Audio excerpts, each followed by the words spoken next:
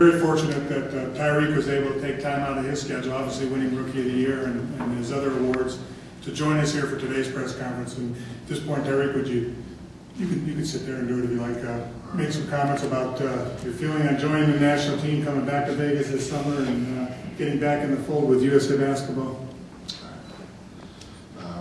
First, I want to say it's an honor and thankful that the USA basketball team gave an opportunity to compete against the best players in the world and to represent the USA. It's been an exciting week for me and my family. They've been there for me since the whole way through, the ups and downs. So I want to thank them. I want to thank the Malou family, my mom, my brothers, the Kings organization, Sacramento, the community, the fans, for supporting me throughout the whole season. It's been a good season, so I want to say thanks to everybody.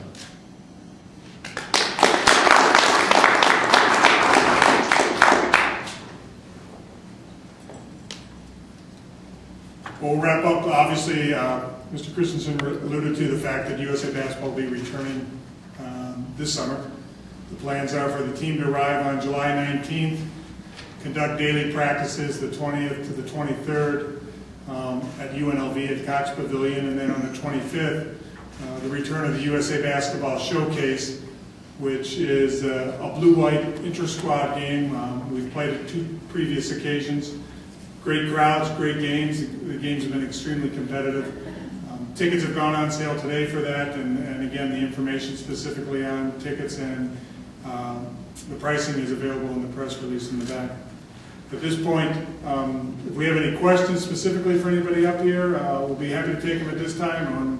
Following that, we'll do a photo op with some jerseys and then do one-on-ones for the media in the back. Do we have any questions?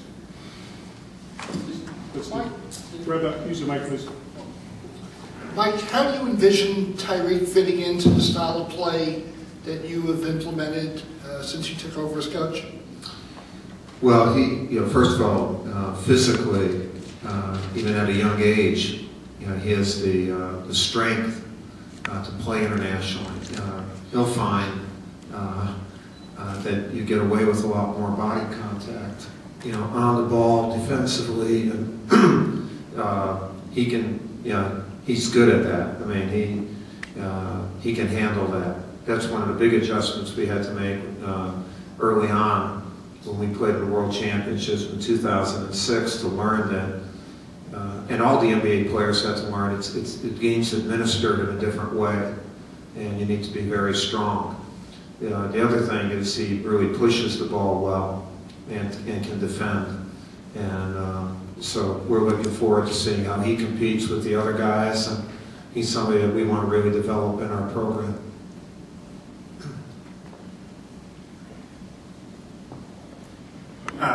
This question goes to Coach K or to Mr. Colangelo. This is Isaac from Las Vegas Sports. I kind of was wondering, you guys obviously, when you switched over, you didn't necessarily look for all the talent in the world. You didn't want to assemble that all-star team. But if you could just quickly speak about what specific traits you're looking for when you finally accomplish that end roster for both the World Championship and the Olympic team. Well, it really started in Las Vegas at a meeting that Coach and I had before he accepted the job. And that was almost immediately, this would not be an all-star team. It was going to be a team, and the team is made up of components. And so there were going to be role players that participated. There's only one ball, and there's only so many designated scorers, and you need defenders, and you need people who bring something to the table in their unique way. So that's been our philosophy from the beginning, and that's not going to change.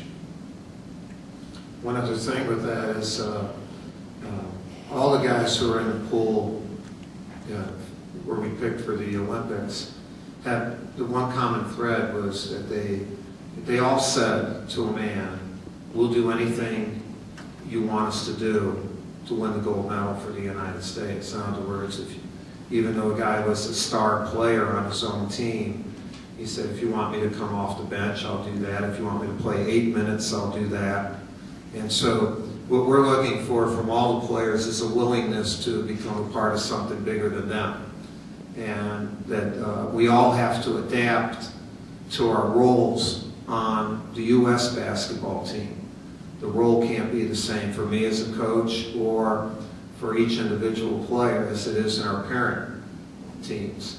And there was that willingness to do that. And I think it started with Jerry, with individual meetings with each of the players, saying this is what's expected of you, and this is what we want. And then really we had zero problems, none. And because everybody was up front and everybody respects the fact that playing for your country is bigger than any one individual or one role that an individual might want. So that's the spirit we want to move forward when we're going forward with this.